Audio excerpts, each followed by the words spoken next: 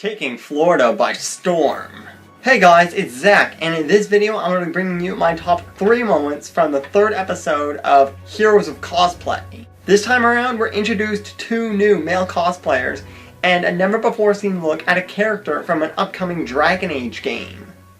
The next convention on the circuit is Animate Miami. The first moment I have on my list is Miguel's Black War Greymon cosplay. Miguel is 25 years old from Queens, New York, and started cosplaying 4 years ago, and this is his first big competition. I'm a huge fan of Digimon, nearly as big as Pokemon, and I gotta say, this is heavy.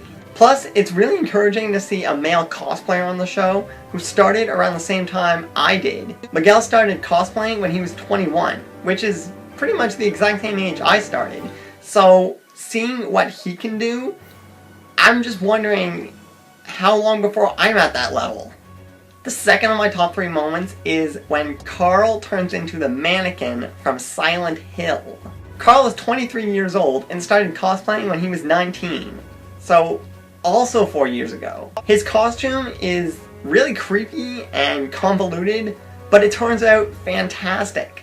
Altogether, there are 9 arms, 6 legs, and 4 heads. He uses a silicone-based makeup to get the effect of the mannequin, and along the way he has a couple problems, but that doesn't stop him from going for gold. Due to the complexity and weight of his costume, Carl almost doesn't even make it to prejudging, which would totally disqualify him for the competition itself.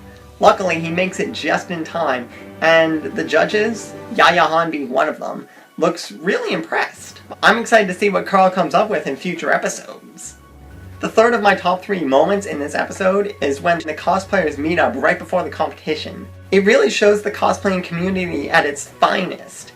Everyone getting along, hanging out, talking, and just having a good time. Since Yaya Han is there, Carl takes this opportunity to share a little bit of his background with her. He shares his cosplaying style, making costumes from comic books, movies, video games, everything under the sun, as well as listing off a couple of the skills he has that he didn't even go to school for, like casting, molding, and sculpting.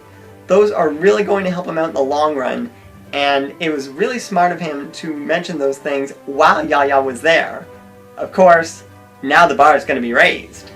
My honorable mention for this week is when Holly, Jessica, and Chloe do a trio cosplay from the new Dragon Age game. At the beginning of the episode, Holly and Jessica approach Chloe and ask her if she'd like to cosplay as one of the new characters who has never been done before. Of course, Chloe is ecstatic at this opportunity and takes it. So she is an elven archer named Sarah, who is a new follower in the game. Jessica takes on Morrigan, and Holly becomes the Inquisitor. Together they look fantastic, and it's enough to win them a prize for group cosplay, which is pretty major.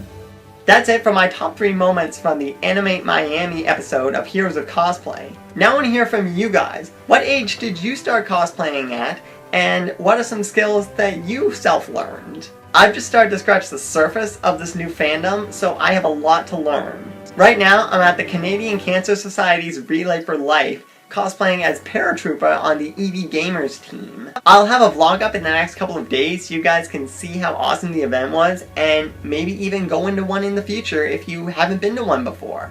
It's a lot of fun, a great cause, and you meet a lot of awesome people. Plus, you get to cosplay.